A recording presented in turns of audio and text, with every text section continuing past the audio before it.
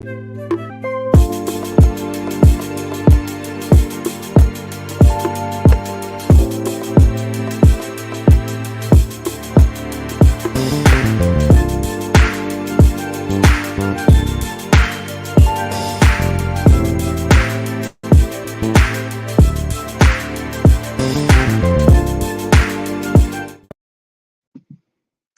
y'all, happy Sunday. Different time. We on at 5 p.m. today, a little late. So sorry about that.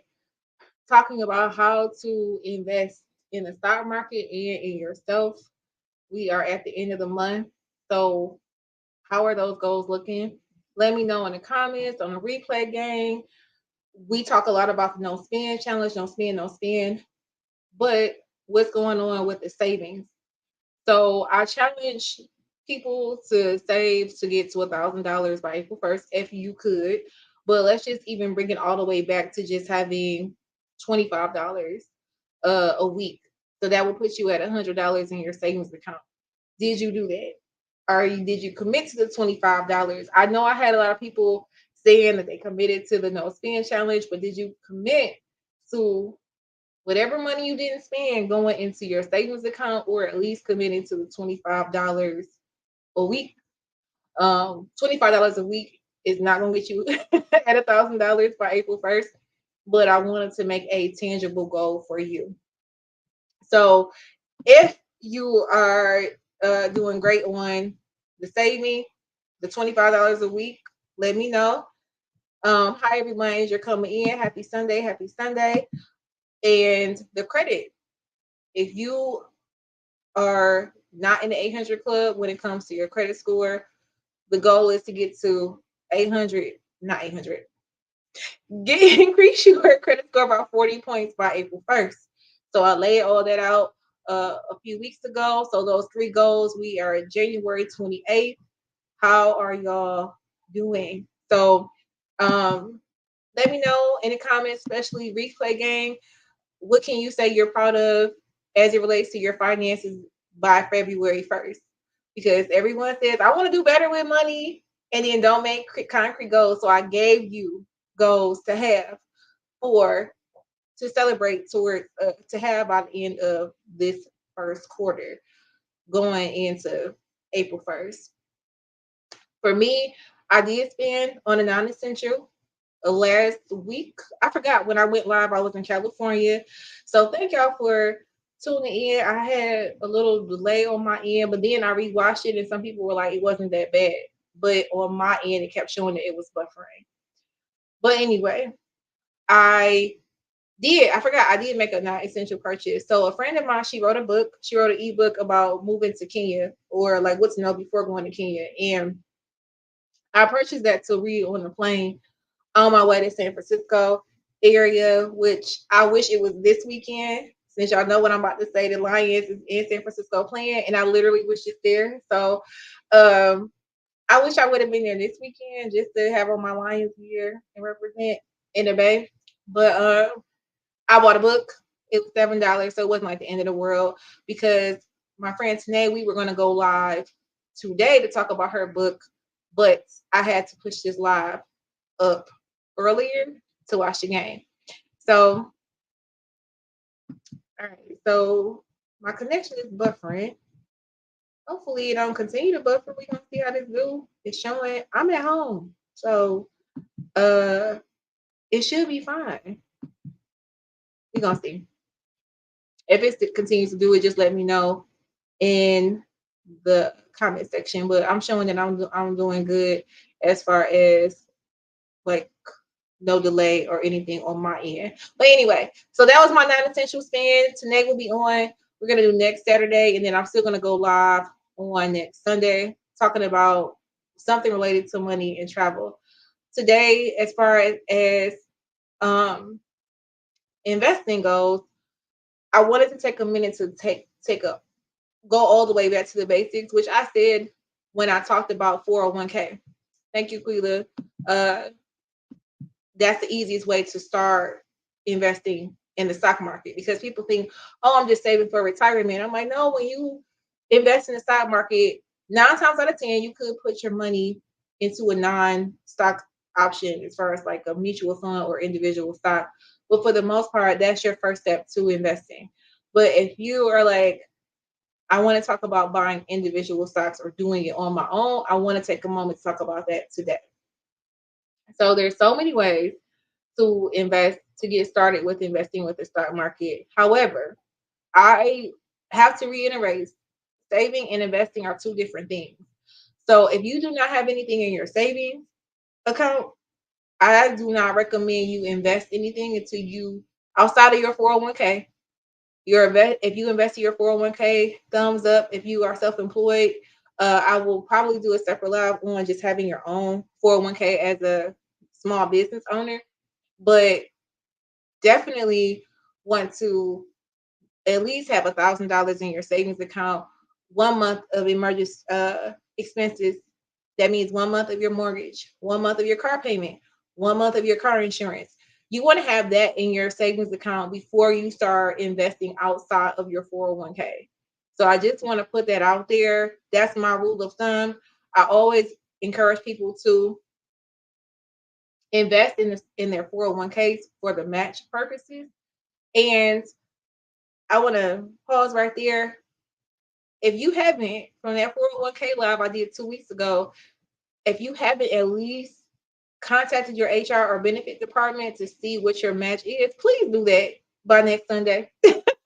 Because that's your first step into seeing if you are contributing up to getting your match, which is more money for you in retirement.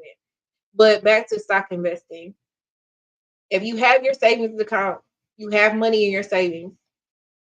Now we want to talk about investing. And I'll want to talk about this too because it's tax time. A lot of people get tax refunds around this time of year, and end of January, people lose their momentum on what they said they were going to do for the year as far as doing better with money and your income tax. What are you doing with your refund? You don't really have to answer that. Put your business out there in the comments if you don't want to. Some people don't get tax refunds, but if you are getting a tax refund, this is a good way to beef up your savings to hit that 1,000 goal at the bare minimum, or to take that step into opening a brokerage account. So, stock market investing, you can do it with apps. You have Robinhood, which I'm not really too big on the apps really. You have Robinhood, you have Acorns, which used to just be online. I was using Acorns back in the day. You have, I think, Cash App. You can you can buy stocks individually there, or buy into mutual funds or ETFs. So again, purchasing a share of stock is becoming an owner in a company, and you buy this because you want to eventually sell to make money off of it. My cat, hold on. Listen, I think I locked my cat in the closet. So hold on 1 second. Oh, oh my God, y'all funny. So y'all probably gonna see this black cat jump up behind me. That means you was locked in there for 2 hours. So I just came back. I did if y'all don't know, I always talk about financial gardening is my business, and I go and teach young adults about getting better with money. So certain Sundays I'm partnering with another organization that have a Sunday youth program, and so I go in and talk about money. And I was rushing from church and going there, and I made a mistake and locked my cat in the closet. So I'm sitting here hearing me out. Like, wait, that means you was in the closet the whole time. So anyway, that's why I had to disappear. But investing in the stock market is being an owner in a company. Um, and people always say I want to invest. They think about it as they're going to get it like in a few months. That's day trading. That's not just regular investing in the stock market. Um, this cat about to be tripping. I can already feel it. I can already feel it trying to knock my lights over and everything. But anyway, how to get started. You have the apps that I mentioned. You can go to Fidelity. You can go to Vanguard. You can go to Charles Schwab buy individual stocks, or you can decide to invest in a mutual fund. A mutual fund is a combination of stocks by industry into one little bucket. So that means if you have an interest in tech and you don't have enough money to buy one share of Apple stock, you can invest into a mutual fund that has Apple, Google, and Facebook. All the major technology companies are in one, and you are taking a piece of each of those companies and investing in with the mutual fund. One thing I want to point out with investing, how it differs from saving, is that you could lose all of your money, or you can double your money. You can make money on money, right? But when you save your money, it's safe. It's in a savings account. Unless you take it out, you're going to have that money. When you invest in the stock market, you could lose it. When you invest in the stock market, like I said, you can also make money. But you need to keep in mind that you're not going to do anything with it for at least 3 to 5 years to be able to really see those cumulative returns on your money. If you are looking to see a return, meaning your money making money, let's say you buy a share of stock. I'll choose the same company to top of mind. Let's say you buy Coca-Cola and you buy it for $20 today, and the stock price goes up to $100 next Sunday. That means you will have earned $80 if you sold it next Sunday. That's trading stock. That's not necessarily investing if you're trying to just hurry up and put money in and pull it out. And I think a lot of people get that confused, that when you're investing, I'm going to hurry up and make this money. That's not the case. You want to remember you're thinking long term when it comes to investing in the stock market, not day trading, but investing in the stock market. So you can go to Charles Schwab, you can go to all these different brokerages that are named and open an account, put money in, link your checking account, and then you can pick from stock. Now, people always say, like, how do I pick a good stock? That's $1 million question. So I always encourage people, especially if you have kids and you're like, I want to get my kids started with investing. Can I do that if they're not 18? You can open up a custodial account for them. And I recommend parents do, I'm going to drop it in the chat right now. I recommend they go to Stockpile. Um, it's a good way to teach your kids about the stock market, and it's an easy way for you to learn as well. Um, it's buffering, but I'm gonna drop it. That is stockpile.com. And I think you can get started with $25 and buy a fraction of a share. So let's see. I keep saying these company names, but I can't think of the price of them individually, and I don't want to get it wrong. So I'm gonna go with Apple stock right now, just because it's top of mind. So a share of Apple stock is $192 right now. So if you're like, I don't have basically $200 to invest, you can go to Stockpile, and I think even Fidelity lets you buy a fraction. You can put $25 in to invest to get a portion of the stock. So you can get a piece of the pie to start investing. And Stockpile is a good way to open up a custodial account and have your kids start learning how to invest. It's something that you guys can learn together, is the point I'm trying to make when it comes to investing. And again, you could earn a lot of money with this, or you could just stay stagnant or lose what you put in, especially when you're investing in individual stock. So this is why me personally, I don't have any individual stock, but to each your own. If you're like, oh, I'm really interested in it, and you don't know where to start, think about what you like in your home.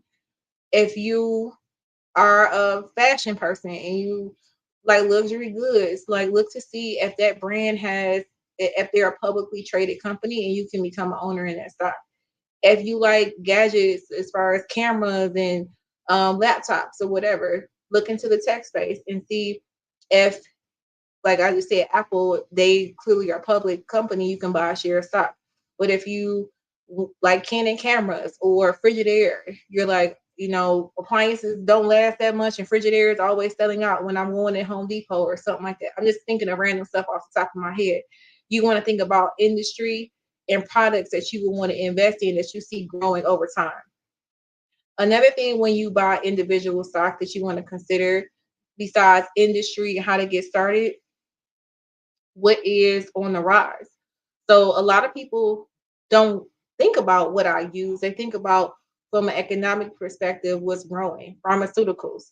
You have all, mental health is big, and you have a lot of pharmaceutical companies making antidepressants. You have Pfizer, you have all these big companies. Now you have Ozempic, like the weight loss drug. So that's big. Like Weight Watchers stock went through the roof when they announced that they were going to allow people using Weight Watchers to be able to get Ozempic or whatever the shot is that's supposed to be for people who have type 2 diabetes to lose weight. Weight Watchers announced that they were doing this and their stock went up a lot. So a lot of people are looking into the pharmaceutical space. Some people dig deeper and don't look at the end product of a refrigerator or a cell phone. They're investing in cobalt or the different things that make a battery. So these are things you can think about looking into when you're thinking about investing in an individual stock or what industry you want to focus on if you're thinking about a mutual fund. So if you have any questions about anything I said a lot um, about investing in the stock market, meaning that you're just an individual owner in the company with one share. How to get started. I mentioned the sites you can visit if you want to buy individual stocks. If you are thinking about mutual funds or index funds, they trend towards like the S&P 500, where all the stocks are traded, like the Nasdaq or New York Stock Exchange is where stocks are actually traded at. So index funds, they mirror what's going on as a whole, not industry, not a company. You can do that. And then there's ETFs, but I'm not going to get into anything outside of individual stock, mutual funds, and touching on index funds. Those are the three options I think are the really good for the basics. And when you go to websites, there's so many options. There's so many things listed, and it can be overwhelming. And this is why a big advocate for starting with your 401k, because you can have individual funds and you can get free education from the plan sponsor of your company to understand stocks better. And I actually do this with like younger with kids as far as like talking about investing in the stock market, because this is something that they can do with with their parent helping them getting started early. Certain companies pay dividends. This means that when the company's doing really great, they'll cut you a check for being an owner in the company. So Coca-Cola is the most popular one I can think of off my top of my head that cuts dividends. So you may say, I want to be able to earn dividends. It's not a whole lot, but if you start investing and you buy one by one, if you're really dedicated to it, it could turn out to be something for you in the future. So you have stock that pay dividends. Not every company does that, but I just want to lay out the basics of investing in the stock market. And if you don't remember anything from what I'm saying today, you definitely want to remember the 3 to 5 year rule. You are not trying to pull money out from at least for 3 to 5 years when it comes to investing in the stock market. And when I talk about individual funds, as far as mutual funds or index funds, you can do that with a Roth IRA. And I mentioned retirement options because a lot of people do not consider retirement. I feel like my channel is turning into the retirement channel, and on that, a lot of that has to do with me wanting to retire early, especially after just getting back from my sabbatical.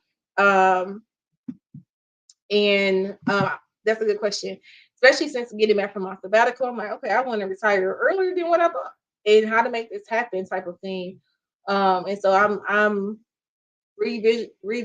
visualizing like what my overall net worth and what that looks like for me to be able to hit my goal. So I talk a lot about retirement accounts because you don't have to wait until you're 65 to be able to use these funds. Some of them you can take it out at 55, some at 50, some if you roll over your funds to other tools, you can be able to pull it out earlier.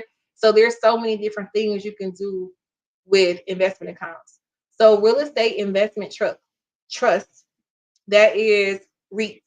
So if you ever thought about investing in real estate and you don't want the hassle of being a landlord, I know all about that. Um, you can get involved with investing with real estate by investing in a REIT, and it's similar to as far as the same guidelines of thinking of 3 to 5 years of when you want to pull your money out. Um, so REITs, REIT, I'm gonna just keep it up on there. That's something else you can consider in investing in. I personally don't have any REITs. I have real estate. I weighed on investing in REITs, but I just never did. I probably will in the future, but it is another avenue to consider. But I said a lot about investing in the stock market, and y'all quiet.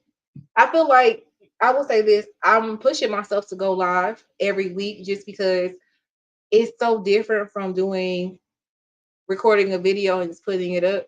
And a lot of my videos when I first started were vlogs, so it was me walking around showing y'all, let me show y'all Japan, let me show y'all Australia. And so when I got back, I'm like doing like sit down videos. I'm like, oh, this is so different from doing vlogs. And I speak about finances, but the difference is when you're on YouTube, it's just like me and a camera looking, and then I'm like, okay, it's quiet. But when I'm presenting or I'm speaking, I can get the energy. Only energy I got is my cat about to knock over my light. So I would say my challenge for myself this year, I started with just going live and getting more comfortable with going live. So if you have any questions, if you're like, I don't even, everything you're saying is foreign, I always encourage people to go back and watch a replay and just continue to listen to more financial topics this year. Um, Especially if you're always like, I want to do better with my money. Tax time, like I said, coming around, what are you doing with that? You spent less this January. What are you doing with the money that you save? Hopefully, you put it in a savings account until hitting that goal. Yes. Reviewing January spending expenses. Now let's talk about investing in yourself. So I was on H&D's Abroad channel yesterday and talking about investing in retirement. And offline, me and Dee had a good conversation just about investing in yourself. And she even brought this up a few weeks ago about wanting to purchase a course. And this stuff that is investing in yourself. And I don't want to only say investing is in the stock market or in real estate or REITs or whatever. If you start a business, that's investing in yourself because you have to take money and time to grow and develop your business. So if you have your money goals, and I lay them out for you if you don't, and then it'll be something new every quarter. I'm gonna tell you right now, Q2 is gonna go a lot more into investing than what I'm talking about now. But investing in yourself from a standpoint of if you are trying to DIY certain things in your life year over year, you're not getting your results. You may want to consider how do you budget to be able to pay a professional to help you. So, for example, weight, like weight loss. I've been talking about that since I was traveling and I got back. And now I'm like back home and I have a set routine when I'm not still traveling when I'm in the US. But it's like, okay, I know I lost the pounds. Now I want a certain physical appearance look. Like I have to get with a trainer. So that's investing in myself. Like I can't DIY it myself anymore. I had a trainer before and I started getting the results that I want. And I know that's something I need to do now. So that's the investment for myself from a health perspective and a physical standpoint perspective. So that can be investing in yourself. A DIY would be just going to the gym and you're not seeing results and you just keep doing the same thing, and not seeing any progression. So that's what I mean about investing in yourself. Like, how are you thinking about investing in yourself this year? Let me know in the comments. Is it from getting a trainer, or is it working with a financial coach? If you are, hopefully you're considering me um, to improve your finances or figure out how to build a positive net worth. What does that look like for you? Right? Um, Business. If you have a business and it's not going where you want it to go, are you going to hire a business coach? If you want to do a career pivot, are you going to hire someone to help you get to where you need to be? Um, that is something to consider as well. Invest doesn't always mean investing in the stock market or investing in real estate or anything like that. It can be investing in yourself. So for me, I've had some good luck and bad luck with like investing in myself, and I didn't get the results I wanted as far as like hiring a trainer. I've had a horrible trainer and I had a great trainer. Um, I hired, luckily, I didn't start out with a business coach, but I would just share for me when I started Financial Guardian when it was a for profit, it was hard for me to figure out how to grow it because it was so personal for me. So my background is like, okay, I lead teams at in a corporate space, always training, developing, or whatever, writing, work instructions, and just all the things. Right? I had no problem delegating at work because it wasn't mine. It wasn't like my like every I put my blood, sweat, and tears into Financial Guardian. So I was getting stuck. And I'm like, okay, I can't do this by myself. If and I don't want a second job. If I'm gonna have a business, I want it to be standalone.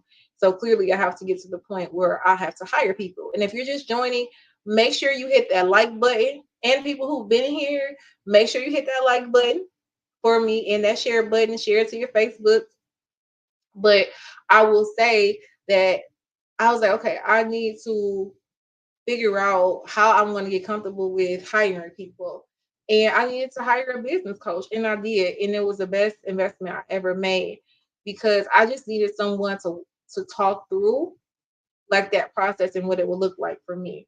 For example, um, I knew I know how to hire people in corporate. Been interviewing people for years, but I'm not HR, so I wasn't getting the applications or the resumes to go through and filter or post it and all that stuff. So I hired a coach to be able to feel comfortable doing that and setting processes in place for people to go into the classroom. So Financial Guardian is contracting with schools, youth organizations, and going in the classroom and teaching finances.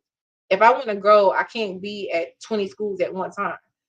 And I'm like, well, they're not going to teach it like me. They may not have the same enthusiasm. And I want to make sure no matter what, I'm showing up early, prepping, all of that. They're not going to do it that way. And so I really had a hard time letting go and creating systems in place for me to be able to do that. Thank you for sharing. Yes. Is it going to go into a Roth IRA or just a regular IRA? Let me know. Um, and so hiring a coach to be able to do that was so helpful for me. It is so weird because it's like I knew how to do it fundamentally, but like to actually do it actionable for me was hard. So hiring that business coach. So how are you going to invest in yourself when we're not talking about money? If what have you been DIYing yourself to death? That means you don't look up every TikTok. I'm gonna watch YouTube. I'm gonna go to YouTube University and just figure this out. And it's like if you just pay someone that if you vetted someone, don't just go and pay anyone. If you vetted someone to help you in this area to move forward, you will save yourself a lot of time and headache. And even with me doing real estate, it's been a journey. And I don't try to do anything in my properties. I mean, I'm talking about like from fixing things up. I'm not painting nothing. I'm not doing anything. That is not my ministry.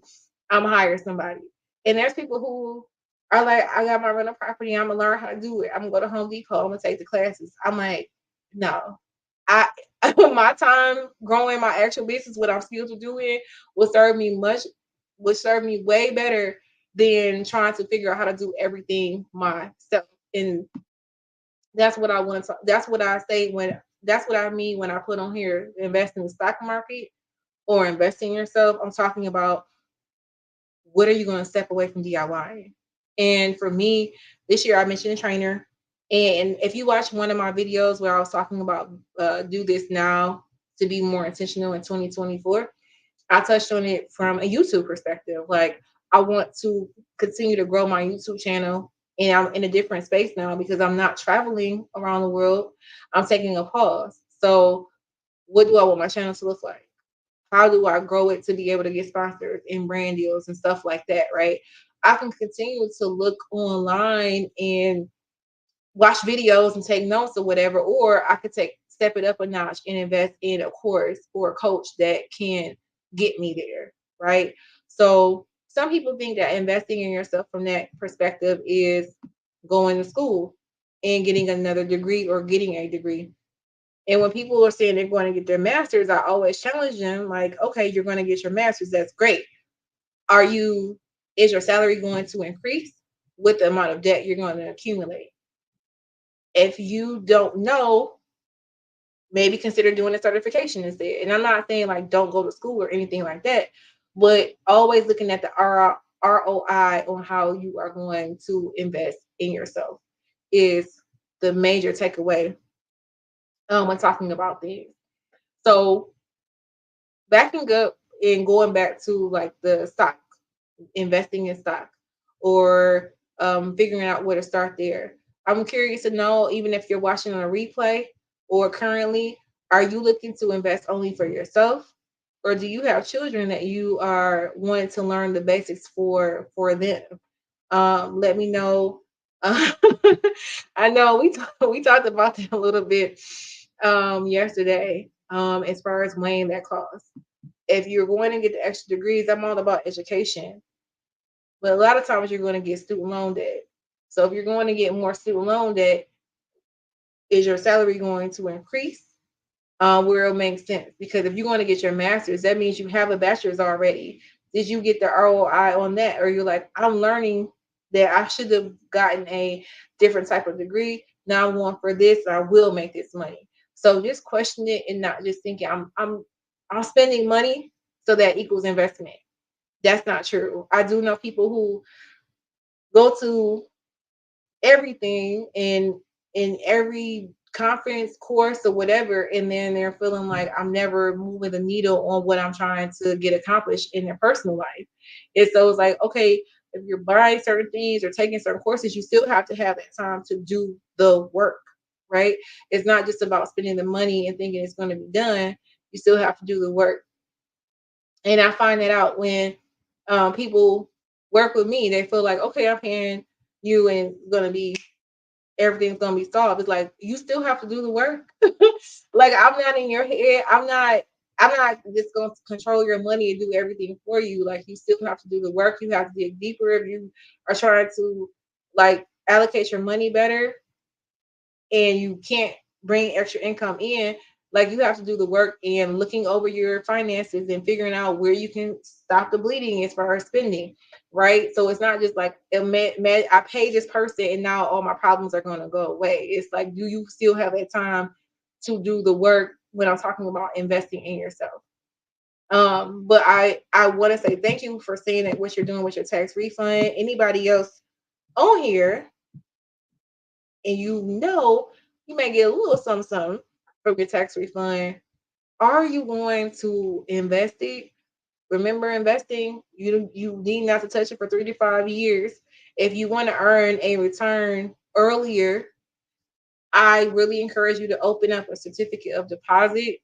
You get a little bit more for your money than just putting it in a savings account, like high yield savings account. You get like 4%. um Certificate of deposit, you're getting 5%. So that's really good compared to a couple years ago, because you would get like 0.5% on that money. So even if you're putting it into a CD or a high yield savings account, that's still great compared to just spending it and then not knowing what you spent it on. Or you say, no, I know what I spent it on. I bought this. I knew I wanted to get a living room set. I knew I wanted to do this, and you spend it all on what you wanted to get. Are you going to take some aside to do something that you need to do? Be responsible with it, whether it's saving or investing or getting out of debt. putting it towards your debt and improving your credit score if you are maxing out your credit cards. Because remember, as far as that increasing your credit score by 40 points by April 1st, paying that, having your credit cards at a certain utilization will boost your credit score. So that's also something to consider. There's a lot of moving parts when you're trying to improve your overall picture of your financial health. Um, I'm looking at some of the comments now I missed. Thank you guys for dropping your comments in here. I guess maybe it was a lag because I'm seeing stuff coming in on a little bit of a delay on what I had mentioned before when I first got on here. But anyway, back to what I was saying about the stock market. I think I covered everything I wanted to cover from the start as far as where to go, how to select, things to consider. I want to point out that you need to do the work when it comes to investing in the stock market. Do not fall for any online scams of giving tree, or if you give this person something, they're investing it for you. People are pooling money together for an investment club to invest, and it's guaranteed return. Nothing can be a guaranteed return unless we're talking about CDs or certificate deposits or high yield savings when they're guaranteeing you that percentage. Nobody can guarantee you, oh, you're going to get a 12% return on your investment, or if you give me this, you're going to definitely get this back. You're seeing a lot of stuff come up with scam alerts. DJ Envy allegedly scam from a real estate perspective. So going, even when you're looking at paying and investing in yourself, from courses, if you want to get involved with real estate, you may say, okay, Tasha mentioned REITs, REITs, and I don't have to be a landlord, but that's a way for me to invest in real estate. Oh, I saw this course. They're guaranteeing me this return if I invest and get involved. Like there's no guarantee on returns with stuff. And so with DJ Envy is real estate, it wasn't stock. But their course, DJ Envy and Caesar Pena, they were guaranteeing people, like, you put your money, you come to this real estate seminar, and then you invest with us. If you give us 20,000, 45,000, allegedly, all of this, I'm saying, they're going to guarantee you in a year you're going to get $80,000 back. Like something crazy like that. And people were like, oh, they're coming to the hood, they care about the community, and they're guaranteeing me that money back. There's no guarantee when it comes to investing. Like I started off saying, when you invest, you need to consider there's a chance you could lose your money. And in real estate, there's definitely that chance. So giving it to someone, oh, it's not, they can say, we're mitigating the risk because it's not just your money. We're taking this other person's money and we're putting it all together in a pot, and you're definitely going to get this money back. Scam. Same thing when it comes to investing in the stock market. You're like, I'm listening to you, but I end up meeting someone who they know about investing and they've been doing it for a while, and they told me I could make this amount of money in 2 years. And unless it's a licensed financial advisor, which even financial advisors, they don't guarantee returns. They'll give you an estimate. That is a difference from a guaranteed return. They'll give you an estimate on what you could get back with your money, but they're not guaranteeing you anything. A licensed financial advisor, a licensed stockbroker, like they need to be licensed before you give them their money. And you need to verify that they're licensed before you give them their money, because if not, you can do it yourself. I mean, as far as opening up a brokerage account and investing your money. So there are licensed people to do that, but don't just go randomly on the internet and pay someone that says they can get you this guaranteed money in the stock market. That's not true, because you feel overwhelmed. Uh, the basics that I taught you, if you rewatch it, it will start to stick.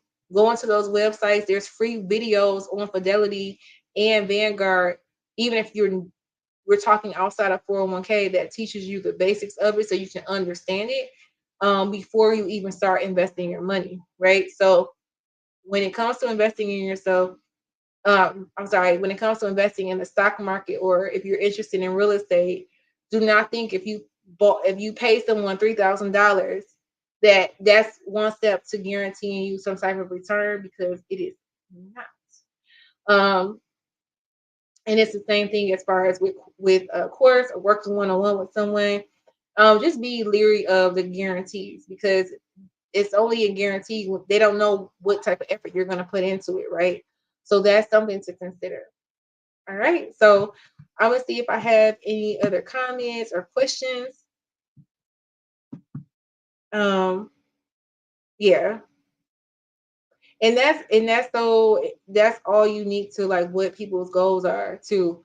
I just encourage people, and I know you're not saying this H&D and Rob. Make sure if you don't do anything else, you invest in that 401k while you're paying down debt and nothing else. I I paid off um a little over $80,000 in debt when I was 29 years old. Most of it was student loans, and I still invested in my 401k. I'm trying to think. I I I had did a post a few years ago about like what that would have been if I didn't invest, but I think I would have lost like $45,000 if I didn't invest in my 401k in the years I was paying off my debt, just because of the compound interest. So compound means that every year, if you're making the extra $1,200 on returns, meaning that the stock price went up, and just adds the 1,200 adds to the original 5,000 you put. Now you got 6,200, and now that 6,200 is making, more money on more money, and then you have the company match. Like all of that is what got me to 45,000. I think I believe if I would have missed out on $45,000, at least if I wasn't investing while I was paying off debt in my 401k, right? So that's what I mean as far as the first start when investing in, even if you're paying off your debt, is definitely your 401k, and to consider that. Um, okay. Got a few minutes before I get ready to watch the Lions game. That's why I moved it up. And this has just been a busy weekend. This has just been like nonstop. I haven't, like, last 2 weekends have been so busy for me. So I can't wait to chill and just watch this game and do nothing. I literally been running, and I hate when I end up having like busy weekends or just days like this. It's be like, oh, why did I do this? Why did I do that? But I'm definitely gonna take it easy when I get off of here with y'all. And then even on the replay, before I hop off, let me know any money questions or any topics you want me to cover that I haven't, or you want me to talk more about. Like when you rewatch a video and you're like, okay, you mentioned REITs, like what is that about? You mentioned FICO versus Vantage score. We're talking about credit score. Like, can you talk more about that? I mentioned a little bit about real estate and me having rental properties. Do you want to learn more about that? Let me know. I have ideas of what I want to talk about, but it's always good when questions come up because I can change that or derail it. I probably will be talking more about the budgeting piece in February and numbers around the world from a spend standpoint. Countries that I spent the most money in. Woo, that blew my budget when I first left doing my sabbatical. And I'll do a live about countries I didn't like. So I will be talking a little bit more about travel mixed in with the numbers as I continue to do these lives. But it's always better to hear from you as far as like what you may want to learn or hear more about. So as I'm getting ready to close, make sure you hit that like button. If you don't do nothing else, even on the replay game, make sure you hit that like button. And if you know this information will help anybody on your Facebook feed, go ahead, hit that share button right now. And when you share, let people know what you learned or what your favorite part about the live was, to encourage them to click it. And I will see y'all next. Let me see. Before I say I'm gonna see y'all next Sunday, what's going on next Sunday? So it's not just Super Bowl. The Super Bowl is the Sunday after that, which means I ain't gonna be on at 7 o'clock either. It's no games because I know the Lions gonna win. The Lions gonna be in Super Bowl, so I ain't gonna be on nobody's live. on Super Bowl Sunday. I know that, but and I'm gonna be in town. I'm not traveling, so I'll see y'all here next Sunday at 7 o'clock. Again, let me know any questions which y'all want me to talk more on with money in the comments, and I'll see y'all next Sunday. Bye.